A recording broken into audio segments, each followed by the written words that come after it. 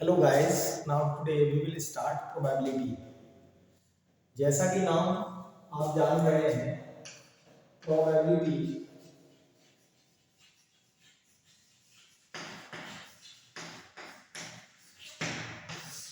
Probability means chances to happen any event, chances to happen anything.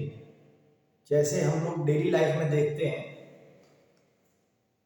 किसी भी काम का होना या ना होना, that is the chances of happening of anything, it is called the probability. Daily life में मान लीजिए कोई क्रिकेट मैच चल रहा है। क्रिकेट मैच में कभी कभी हम लोग गैस करते हैं कि वो जीतने की प्रोबेबिलिटी ये है, या इस बार हमारा मैच जो है 100% जीतने की चांसेस हैं या 80% चांसेस हैं। ये जो डेली लाइफ में हम लोग चांसेस कैलकुलेट करते हैं, इसको प्रोबेबिलिटी कहते हैं। तो रिलेटेड टू प्रोबेबिलिटी, अब ये प्रोबेबिलिटी जो हम डिस्कस करने जा रहे हैं, इस ये रिलेटेड है एक्सपेरिमेंट से। So first of all we will discuss experiments. Experiments, जैसा कि मैंने बताया, एक्सपेरिमेंट की जब मैं बात करता हूँ, एक्सपेरिमेंट से दिमाग में एकदम क्लिक करता है कि लेबोरेटरी में हम लोग एक्सपेरिमेंट करते थे स्कूल्स में, और बच्चे अभी करंट में कर भी रहे होंगे तो उनके दिमाग में एक्सपेरिमेंट से डायरेक्ट लिंक हो जाएगा लेबोरेटरी। दैट मीन्स एक्सपेरिमेंट अगर हम देखें तो ये दो टाइप से डिवाइड होता है। Number one, deterministic experiment. Deterministic deterministic experiment deterministic experiment, and second one is random experiment। random experiment,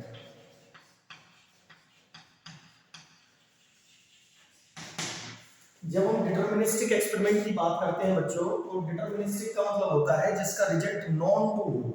जैसे लैब में हम कोई एक्सपेरिमेंट करते हैं, मान लो फिजिक्स में कोई प्रैक्टिकल करते हैं, तो प्रैक्टिकल में जो रिजल्ट आता है वो 100% हमको नोन होता है। जैसे मान लीजिए कैटर्स पेंडुलम का कोई प्रैक्टिकल करना है, तो उसमें एक्सेलरेशन ड्यू टू ग्रेविटी की जो वैल्यू आती है जी, वो 9.8 मीटर पर सेकंड स्क्वायर आती है। तो ये तो फिजिक्स प्रैक्टिकल से रिलेटेड हो गया। और अगर हम केमिस्ट्री की बात करें,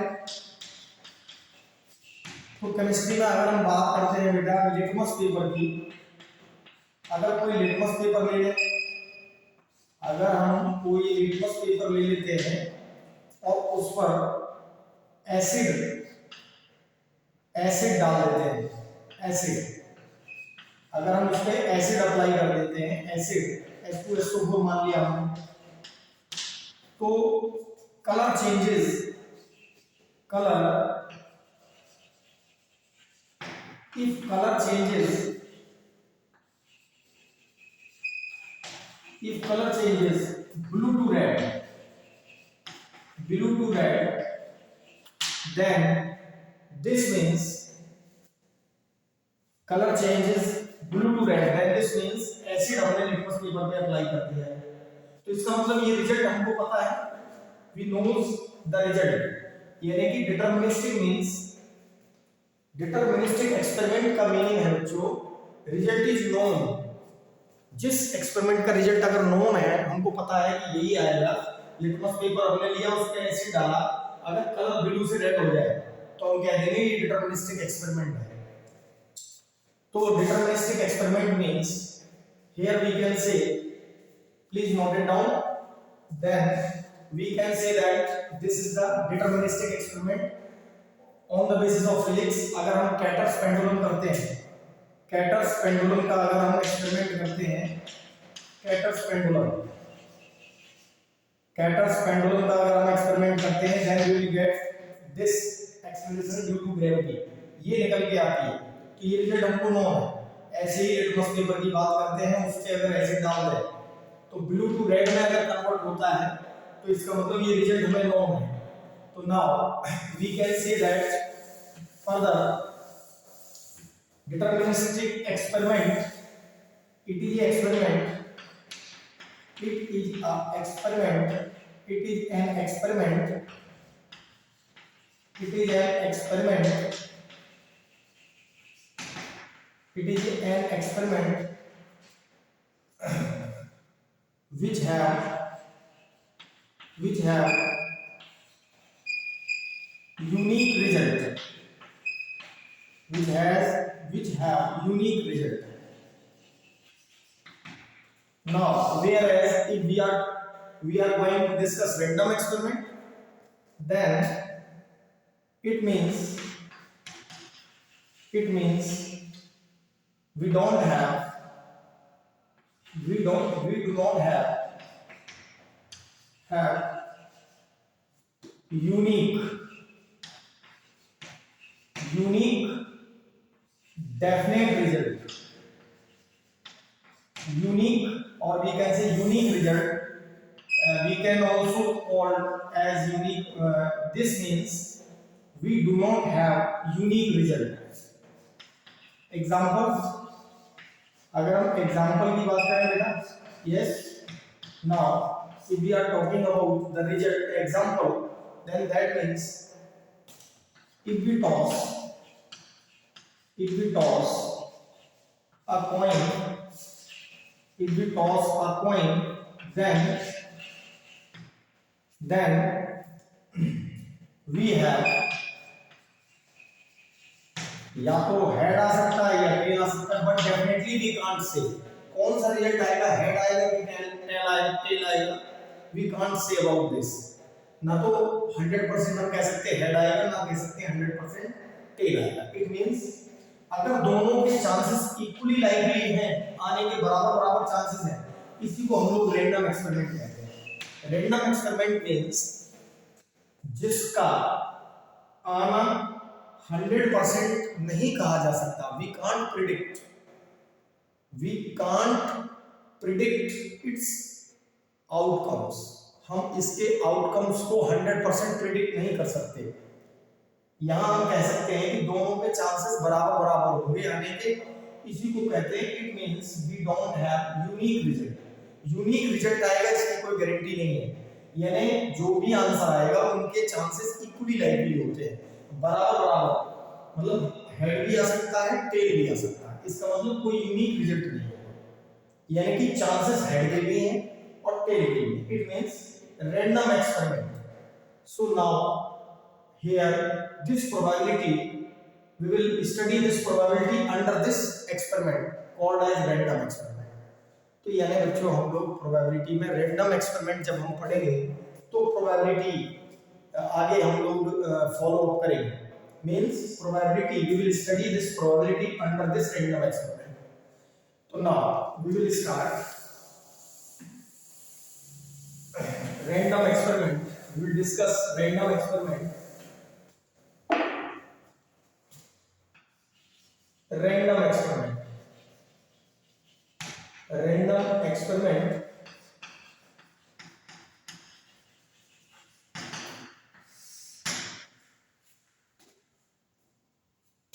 Now here we will discuss. We discussed random experiment. Now the terms related to random experiment. Terms related to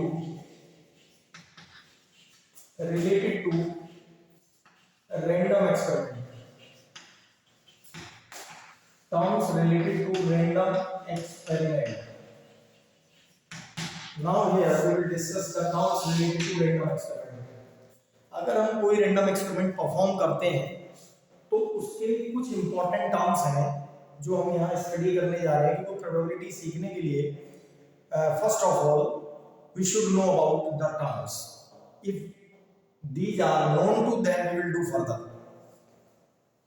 Number 1, sample space.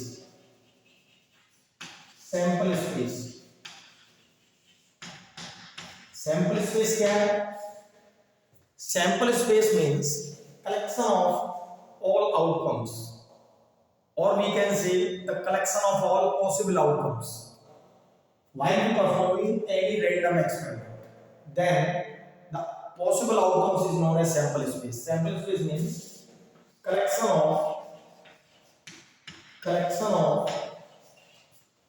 collection of all possible outcomes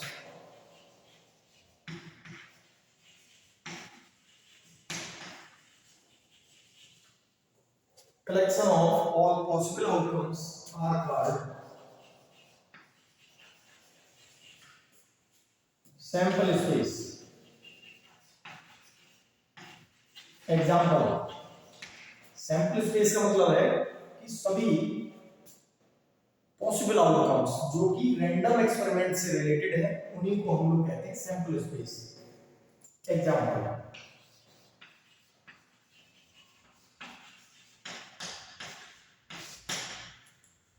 if we toss a coin, then sample space SS, that means sample space। ये तो sample space लिखा है ये हमेशा curly bracket में लिखा जाएगा इस टाइप से। It is a set collection, this is a collection means set always represented in curly bracket. अगर हम किसी कॉइन को टॉस करेंगे तो हेड भी आ सकता है और टेल भी आ सकता है। This is called the sample space. Another example, if we toss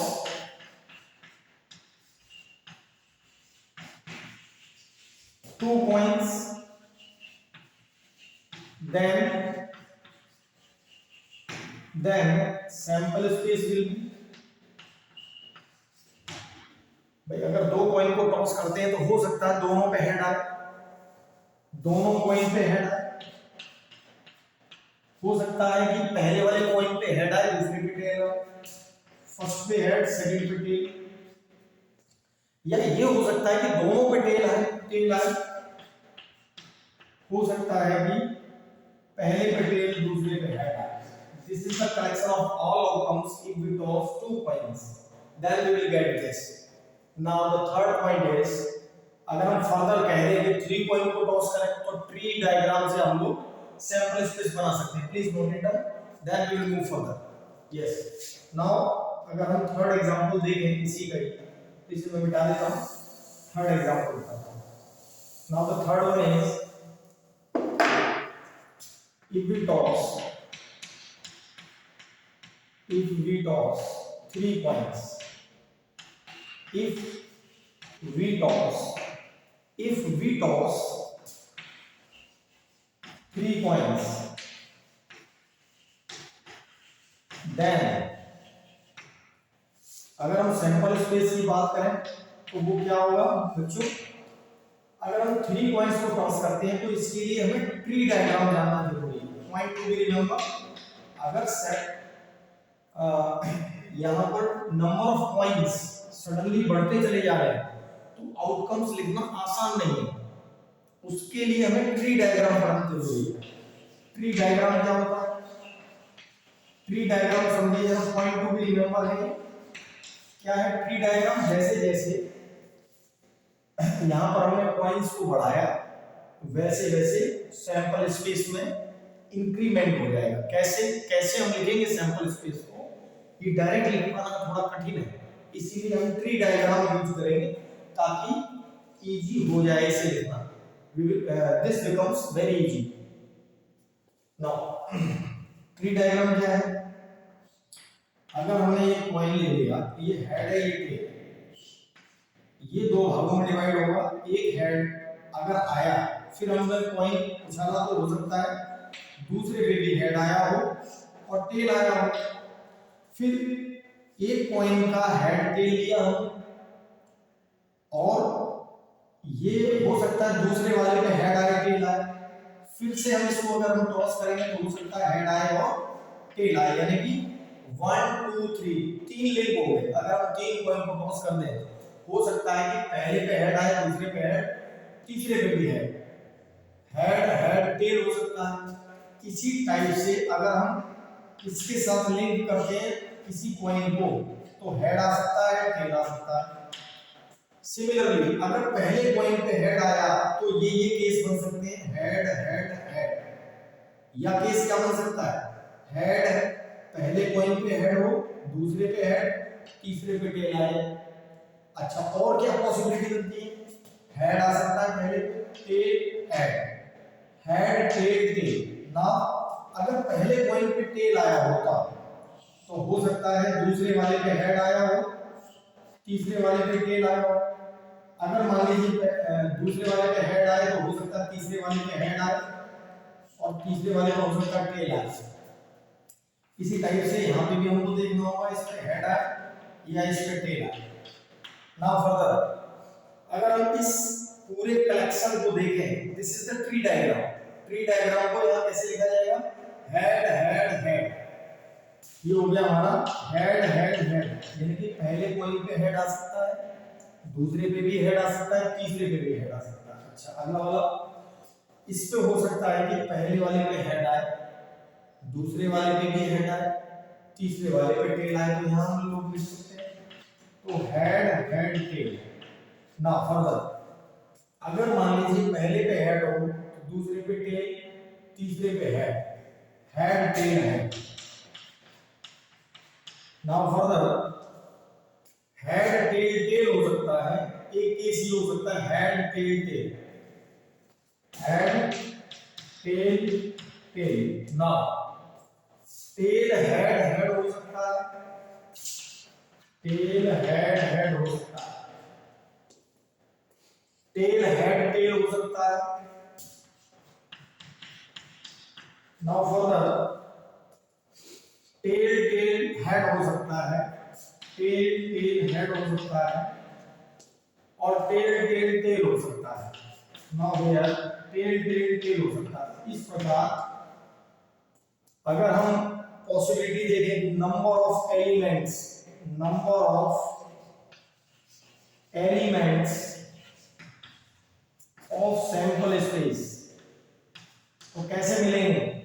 chances of first coin, अगर एक कॉइन को देखें तो उस पे हेड और टेल आने के दो चांस होते हैं, दूसरे वाले कॉइन पे भी दो ही चांस होंगे हेड टेल आने के, तीसरे वाले कॉइन पर भी हेड और टेल आने के दो चांस होंगे। इस प्रकार हमारे पास सैंपल स्पेस में इतने नंबर ऑफ एलिमेंट्स हो जाते हैं 8, यानी कि 1 2 3 4 5 6 7 8। यानी कि आपने देखा जैसे जैसे कॉइन बढ़े सैंपल स्पेस के नंबर ऑफ मेंबर्स वो बढ़ गए, लेकिन इनको लिखना थोड़ा कठिन काम है और अगर हम इसको ट्री डायग्राम से करें तो बहुत इजी हो जाता है। तो ये आपको आना चाहिए ट्री डायग्राम। पहला कॉइन का लिखेंगे, फिर उसके साथ दूसरे कॉइन की पॉसिबिलिटी ऐड करेंगे, फिर तीसरे कॉइन की पॉसिबिलिटी ऐड करेंगे। तो इस तरीके से हमने देखा ये पूरा प्रॉपर हमारा सैंपल स्पेस क्रिएट हो गया। अब आगे अगर हम बात करें सैंपल स्पेस, इसी तरीके से मान लो 4 कॉइन करने हैं तो यहाँ पे आगे एक कॉइन और ऐड हो जाएगा, यहाँ पे ऐड हो जाएगा, यहाँ ऐड हो जाएगा। तो यानी अगर 4 कॉइन को टॉस करेंगे तो कितना आएगा? 2 multiply by 2 multiply by 2 multiply by 2, यानी 16 हो जाएगा। यानी कि सैंपल स्पेस के नंबर ऑफ मेंबर्स कितने होंगे? 16। So this is the sample space. Now move further. अगर हम बात करें इसी में कि अगर हमने सैंपल स्पेस सीख लिया है तो और हमको क्या आना चाहिए? सेकंड अगर हम बात करें, पहला पॉइंट था sample space. Now we will discuss second point. अगर हम इसी में बात करें सिंपल इवेंट की, second point is simple event. Simple event, simple event क्या है बच्चों? सिंपल इवेंट का मतलब है कि कोई भी रैंडम एक्सपेरिमेंट जो हम लोग परफॉर्म कर रहे हैं उसमें जो सैंपल पॉइंट है, अगर एक सैंपल पॉइंट हो तो उसे हम लोग सिंपल इवेंट कहते हैं। Means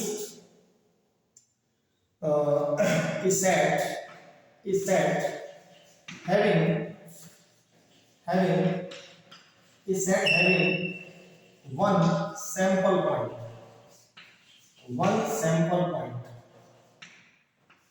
Example,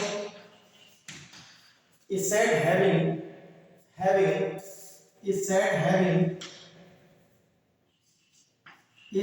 having one sample point is called simple event. This is called simple event. Simple event आपने लोगों ने सीख लिया क्या? ऐसा सेट जिसका एक सैंपल पॉइंट हो, जैसे अभी हमने देखा था 3 पॉइंट को टॉस कर दिया, तो अगर हम कोई एक मेंबर उठा लें यहां से, एक मेंबर हमने उठा लिया, तो एक मेंबर जैसे ही हमने उठाया तो हम कहेंगे एक सेट ए में एक सैंपल पॉइंट है, तो इसको कहेंगे हम लोग सिंपल इवेंट। तो this is the second term related to the random experiment, जो कि हमको पता होना चाहिए। This is called the simple event. A set having one sample point is called the simple event.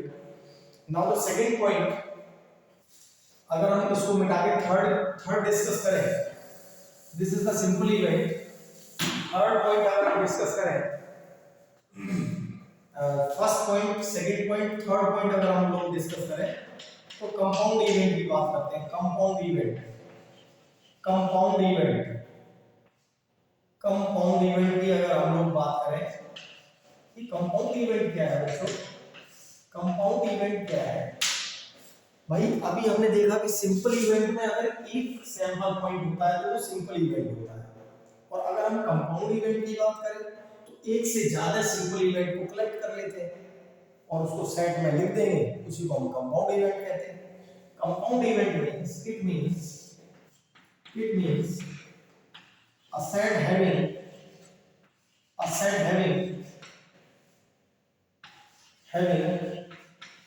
more than one sample point, more than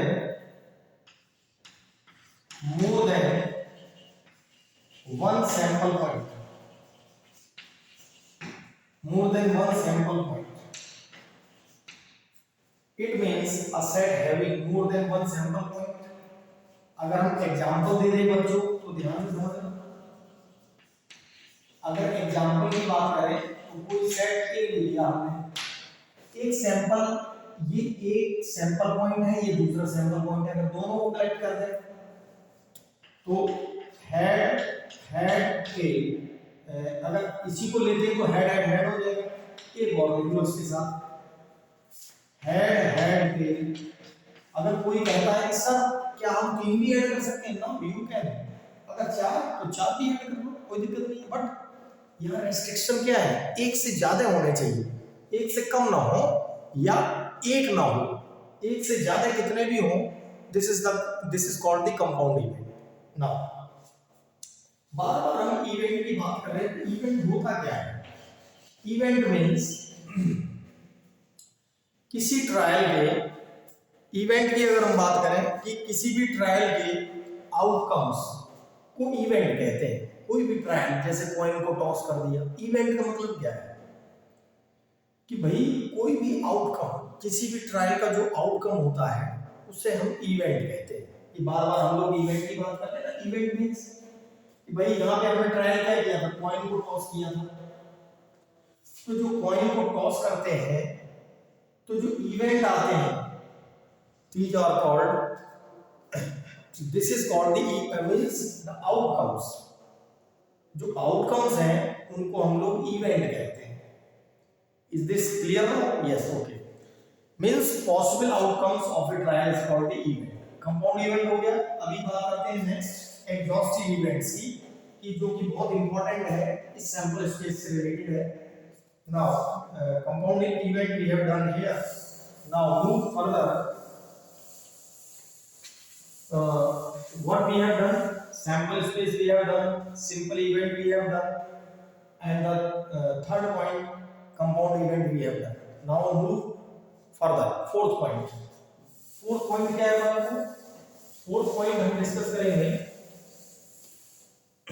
fourth point है हमारा, fourth point is exhaustive events। Exhaustive events ये क्या होते हैं? ऐसे events जिनका union sample space आए। Exhaustive events कैसे इवेंट्स होते हैं? जिसका यूनियन सैंपल स्पेस बन जाए, उसी को हम लोग एग्जॉस्टिव इवेंट्स कहते हैं। कैसे?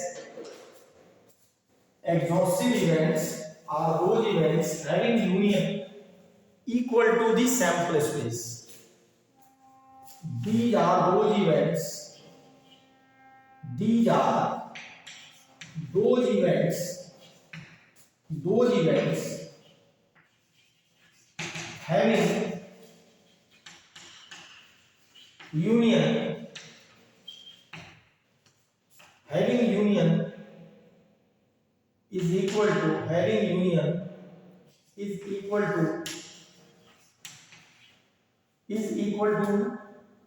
its sample space. It's, yeah, we can say that these are those events. These are those events having union is equal to sample space. Sample space means ये ऐसे events हैं. These are those events having union is equal to sample space. अगर हम देखें example, तो example की अगर हम लोग बात करें बच्चों, तो ध्यान से सुनना क्या है ये. अगर हम किसी कॉइन को, अगर हम दो कॉइन को टॉस करते हैं, सपोज हम ये कहते हैं if we toss two coins, then sample space is head tail, tail head, tail tail. ये हमको मिले सैंपल पॉइंट्स, इनका कलेक्शन सैंपल स्पेस है. यहाँ पर अगर हम कोई लेट करते हैं, कोई सबसेट ए जिसमें हेड है, हेड टेल है, अगर और एक दूसरा इवेंट लेट कर लेते हैं टेल हेड का, और तीसरा इवेंट लेट कर लेते हैं टेल का, तो अपन लोग यहाँ पे अगर इन तीनों का यूनियन अगर निकालेंगे, means this implies A union representing as this type, A union B union C. This symbol is union. तो यहाँ पे आपको ये जानना भी जरूरी है, this symbol indicates what this symbol indicates. तो यहाँ पर पॉइंट टू भी रिमेंबर आपको पता होना चाहिए बच्चों कि नंबर 1 यूनियन क्या है. ये सेट थ्योरी है, we will discuss later. Set theory से रिलेटेड है और इसको हम लोग अभी डिस्कस करेंगे. थोड़ा इंपॉर्टेंट पॉइंट है, उसको समझ लेते हैं. यूनियन है. यूनियन का मतलब क्या होता है? Collection of all elements, collection of all sets. Union का मतलब क्या है? एडिशन. Union means addition. यहां हम कह सकते हैं collection of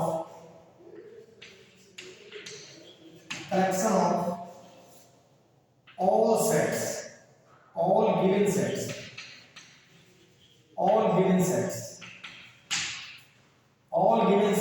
collection of all given sets. Example देखें, अगर हम एग्जाम्पल पॉइंट टू रिमेंबर बहुत इंपॉर्टेंट है इस यूनियन को समझने के लिए. अगर हम यूनियन की बात करते हैं, यूनियन का मतलब है collection of all given sets. और इसका अगर हम एग्जांपल देखें बच्चों, तो समझो जरा कि ए अगर कोई सेट है और सेट को हमेशा कर्ली ब्रैकेट से ही शो किया जाता है. मान लो इसके एलिमेंट है 1, 2. ये कोई सेट बी है जिसके एलिमेंट है 3, 4 और 3, 2, 5, 4 लिख लेते हैं. अगर आपको कहा जाए यूनियन लेना है दोनों सेट्स का, तो कैसे लेंगे बच्चों? ध्यान से सुनो. ए यूनियन बी, ये जो सिंबल है दिस इज कॉल्ड यूनियन. ये जो सिंबल है ना, ये यूनियन का यूनियन है. This symbol is known as union. Union means collection of all given sets, collection of all elements of a given set. ये भी कह सकते हैं collection of all elements, collection of all elements of a given set. इसको फिर से लिख लेते हैं, एक बार फिर से लिख लेते हैं. collection of all elements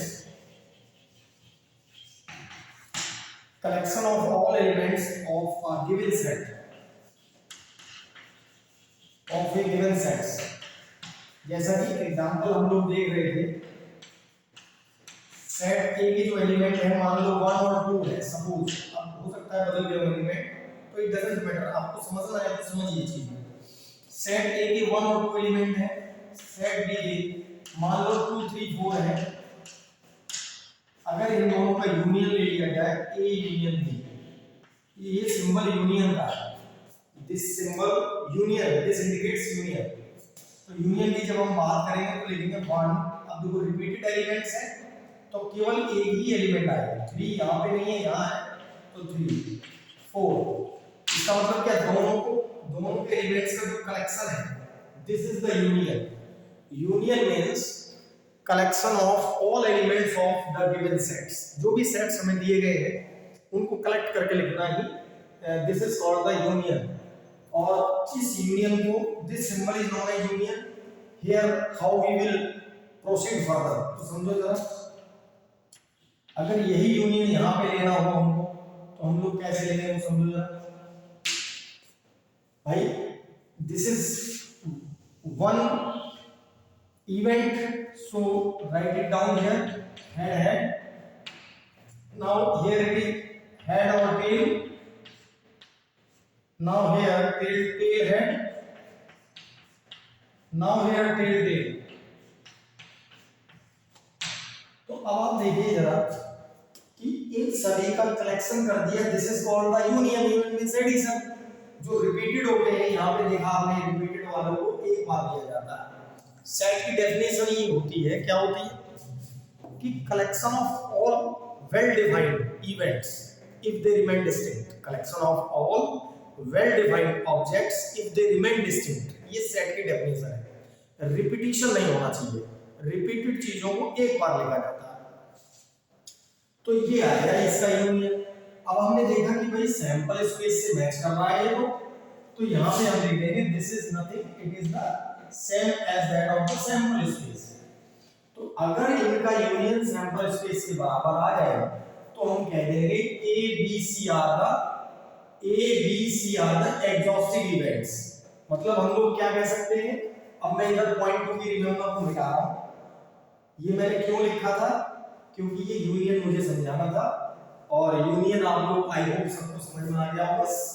ये सिंबल सेट का है, ये यूनियन है, जो कि मैंने बताया सभी एलिमेंट्स का कलेक्शन है, सेट्स के सभी एलिमेंट्स का कलेक्शन ही यूनियन है। अब एक बार इसको जरा देख लेते हैं हम लोग यहाँ पे क्या देखने वाले हैं हमारे बच्चों कि भाई इसका मतलब क्या है। यूनियन निकाला तो सैंपल स्पेस हो गया, तो हम लिखेंगे it means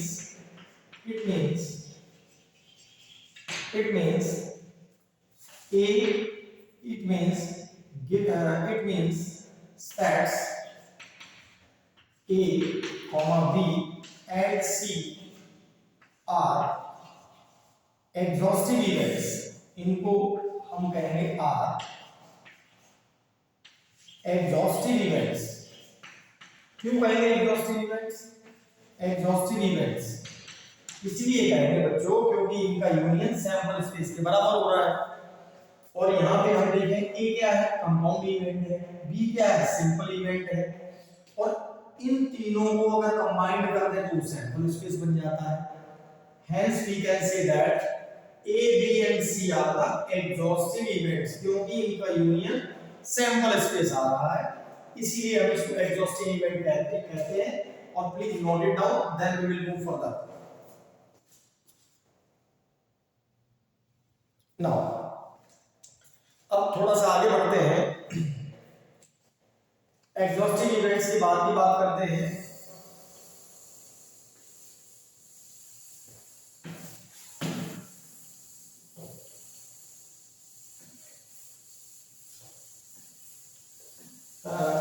In this probability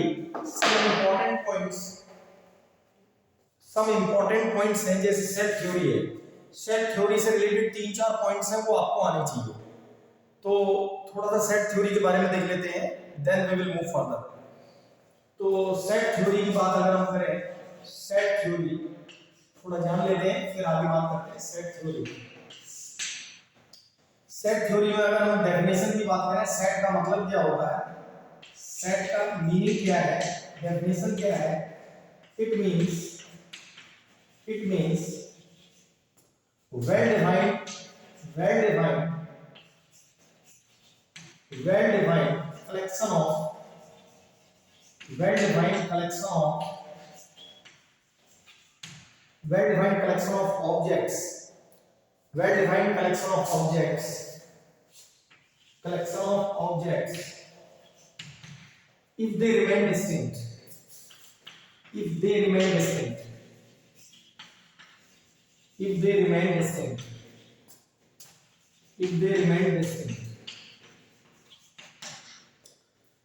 अलग अलग होने चाहिए। एग्जाम्पल,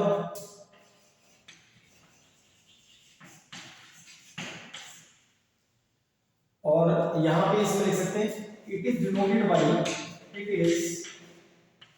डिनोटेड और we can say that it is expressed in curly brackets, या it is denoted or represented by curly brackets, it is denoted by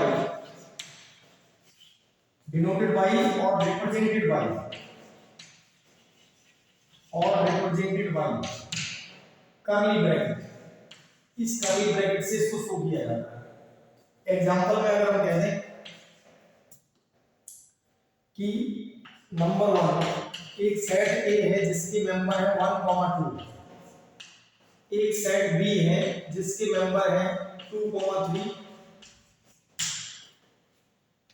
तो अगर यहां पर बात करते हैं कि भाई 1 और 2 और 2 और 3 ये अलग अलग एलिमेंट है, तो हम यहां कह सकते हैं कि ए क्या है, एक सेट है जिसके दो एलिमेंट है 1 और 2, बी एक सेट है जिसके मेंबर है 2,3। सेकंड एग्जांपल की बात करें कि collection of all vowels, collection of all vowels. अब वॉवेल्स की बात करें तो ये सेट है, जैसे अगर हम इसकी बात करें तो ए ई आई ओ यू, ये सेट है, yes it is a set. यानी कि सेट वही हो सकता है जिसमें एलिमेंट रिपीट ना हो और वेल डिफाइंड कलेक्शन होना चाहिए इफ दे रिमेन डिस्टिंक्ट, और जिसका आंसर यूनिक निकले। अगर मान लो आपको कहा जाए बेस्ट क्रिकेटर्स ऑफ इंडिया, तो एक बच्चे से पूछे तो वो बोलेगा धोनी, MS धोनी, या कुछ और कपिल देव, या कोई और नाम लेगा। दूसरे बच्चे से पूछेंगे कुछ और आंसर आएगा। तो यानी कि अगर आंसर अलग अलग आ रहे हैं तो वो सेट नहीं है। सेट तब माना जाएगा जब उसका आंसर यूनिक निकले। मान लो दो बच्चों से मैंने कहा कि भाई वॉवेल्स बताइए, तो उसने भी ए ई आई ओ यू बता दिया, उसने भी ए ई आई ओ यू बता दिया, तो दोनों का रिजल्ट यूनिक आया। अगर यूनिक रिजल्ट आता है तो उसे हम सेट के अंतर्गत उसकी स्टडी करते हैं। तो यानी कि ये जो ए है इट इज ए सेट। तो ये सेट थ्योरी है। सेट थ्योरी में इंपॉर्टेंट पॉइंट्स हैं 3-4, वो समझ लेते हैं ताकि प्रोबेबिलिटी आसान हो जाए। पहले तो हमने डेफिनेशन देख ली, इसी के अंदर हमको एक बात ये सीखनी थी, यूनियन, जो कि अभी मैंने बताया। सेट थ्योरी में क्या क्या सीखना है, सेट थ्योरी में हमको सीखना है जो इंपॉर्टेंट है सभी के लिए, सभी बच्चे जान लें। पहला पॉइंट अभी हमने सीख लिया डेफिनेशन बता दिया सेट थ्योरी का। पहला पॉइंट इसमें हमने यूनियन देखना था, जो कि अभी हमने किया। यूनियन की बात करें, it is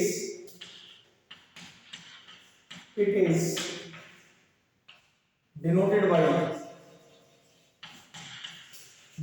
by u, this is the union, means collection of elements of given sets। अगर हम एग्जांपल ले लें, अभी मैंने बताया, हम एग्जांपल ले लेते हैं। एक सेट ले लिया 1 3, एक सेट बी ले लिया है 4,5, तो इसका अगर मुझे यूनियन निकालना है तो यूनियन कैसे निकलेगा? सबको इकट्ठा कर देते हैं 1 2 3 4 5, दिस इज द यूनियन। अगर एक सेट और ले लेते हैं सी और यहाँ लिखते हैं 3 और 6, दिस इज द यूनियन। अब इसी में अगर मैं सेकंड पॉइंट बता दूं इंटरसेक्शन, ये भी बहुत इंपॉर्टेंट पॉइंट है, इंटरसेक्शन भी हमको पता होना चाहिए। Intersection means collection of all common elements, collection of all common elements, common elements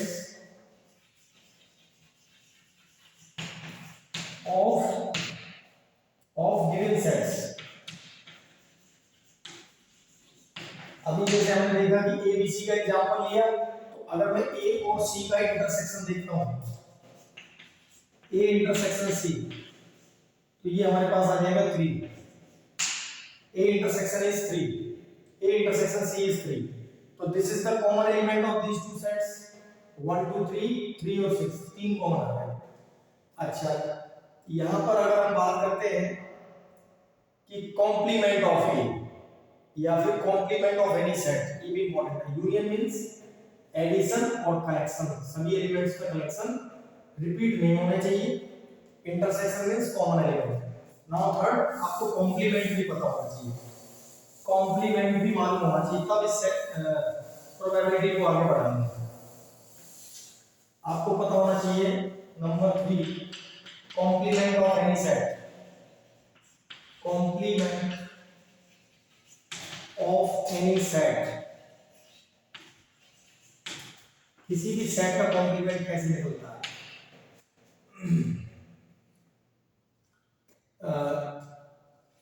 let a be any set, a be any set, a be any set written as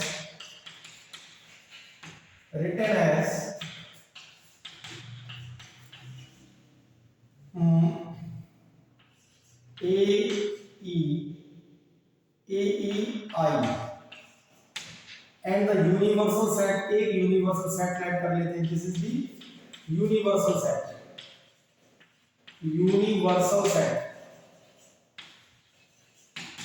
इसको universal set कह दिया है, इसको हमने add कर लिया A E I O U, this is the universal set हो गया। universal set बड़ा सेट जिसके अंदर जो लिखे हुए सेट्स हैं वो उसके सबसेट होने चाहिए। अच्छा, अब क्या है, यूनिवर्सल सेट हमने ऐड कर लिया है और उसका एक सबसेट लिख लिया है। तो अगर हम कहते हैं ए डैश निकालना, A dash means complement of A, हमेशा कॉम्प्लीमेंट को डैश से लिखा जाता है, complement of A, complement of A, A का कॉम्प्लीमेंट क्या होगा बच्चों? Universal set minus A, minus means कि आपको यूनिवर्सल सेट में से एक एलिमेंट को हटाना है, तो जो हटाएंगे एलिमेंट वो बचेगा O और U, this is the complement of A। और कॉम्प्लीमेंट ऑफ A को क्या और लिख सकते हैं? AC भी लिखा जा सकता है, या फिर AC लिख सकते हैं इसको, और क्या लिख सकते हैं? A डैश भी लिख सकते हैं, दोनों का एक ही मतलब। Complement of A is this. Now please note it down, then we will move further. This is the complement of A. Now, तो आपको यूनियन, इंटरसेक्शन और कॉम्प्लीमेंट ये चीज आपको आनी चाहिए। और De Morgan's law related to this set theory, अगर ये आपको आता है देन फिर हम प्रोबेबिलिटी आगे कंटिन्यू कर सकते हैं, आसान है। आगे देखते हैं, मिटा देता हूं इसको। De Morgan's law, De Morgan's law जानना बहुत जरूरी है। De Morgan's law, De Morgan's law क्या है? फर्स्ट इसका पहला पार्ट है A union B whole complement equal to A complement intersection B complement. Now second point, A complement union B complement equal to A intersection B a whole complement. You can verify these two formulas, or we can say that these two formulas are called De Morgan's law. इनको हम De Morgan's law कहते हैं. ये union है, ये intersection है. अगर इसको वेरीफाई करना है तो हाउ कैन यू वेरीफाई? एक एग्जांपल ले लेते हैं. एक सेट ए कंसीडर कर लिया हमने. Let set A equal to 1, 2, 3. Set B ले लिया हमने 3, 4. ऐसे हमने कंसीडर कर लिया, लेट कर लिया. हमें पहला वाला देखना है, तो पहला वाला जब हम देखेंगे और यूनिवर्सल सेट भी लेट करना पड़ेगा. लेट यूनिवर्सल सेट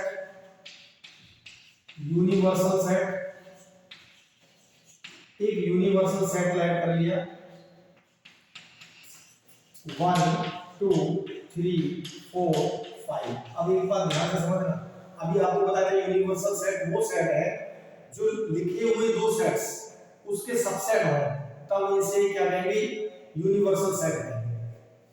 अब हम ये कह सकते हैं कि भाई हमको ये वेरीफाई करना है, तो ए यूनियन बी निकालते हैं. ए यूनियन बी निकालो क्योंकि इसका कॉम्प्लीमेंट चाहिए.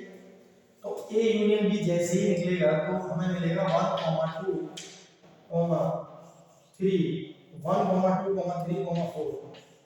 और इसका जैसे ही कॉम्प्लीमेंट हम लोग निकालेंगे तो कॉम्प्लीमेंट का मतलब है universal set minus A union B. Universal set minus A union B. अब जैसे ही यूनिवर्सल में से ए यूनियन बी को हटाओगे तो यूनिवर्सल में से ए यूनियन बी हटाओगे तो 1, 2, 3, 4 1, 2, 3, 4 हट जाएगा. 5 बचेगा. 5 हम यहाँ पे लिख लेंगे. यानी कि ए यूनियन बी का होल कॉम्प्लीमेंट आ गया हमारे पास ये. This is the left hand side. This is the left hand side of first. इस फर्स्ट की ये लेफ्ट हैंड साइड आ गई है. And now we are talking about the right hand side. Right hand side की अगर हम बात करते हैं तो राइट हैंड साइड में है ए इंटरसेक्शन बी का A complement intersection B complement. तो now A complement intersection B complement this we have to find. कैसे निकालेंगे? पहले ए कॉम्प्लीमेंट निकालो. ए कॉम्प्लीमेंट का मतलब क्या है? यूनिवर्सल सेट माइनस ए कर देंगे. यूनिवर्सल सेट में से जैसे ही ए हटाएंगे 1, 2, 3 हटेगा तो क्या बचेगा? 4, 5. सिमिलरली बी कॉम्प्लीमेंट क्या है हमारे को? Universal set minus B. Universal set में से बी को हटाओ. इसमें से इसको हटाओगे तो 3, 4 हटेगा. 1, 2, 5 आएगा. 1, 2, 5. अब समझ लो ध्यान से. हमको निकालना है कॉमन एलिमेंट. इन दोनों का कॉमन एलिमेंट निकालो. This implies A complement intersection B complement implies this. क्या कॉमन है दोनों में? देखो यहाँ पे 5 है, यहाँ पे 5 है, यहाँ 4 है, यहाँ 4 है, ये 5 है. अब आप देख सकते हो A यूनियन B का होल कॉम्प्लीमेंट 5 है और ये इसके बराबर है. यानी कि अगर हम इसको सेकंड मान लें और इसको 1 मान लें तो from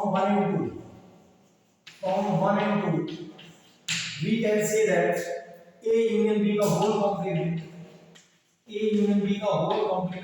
equal to A complement intersection B complement is verified. ये verify हो गया. This is the verification of De Morgan's first law. This we have done. Now similarly you can proceed the second one. You can complete this by the same method as I have done here. Then you can proceed this. Now further we will do in the next class. Okay, bye.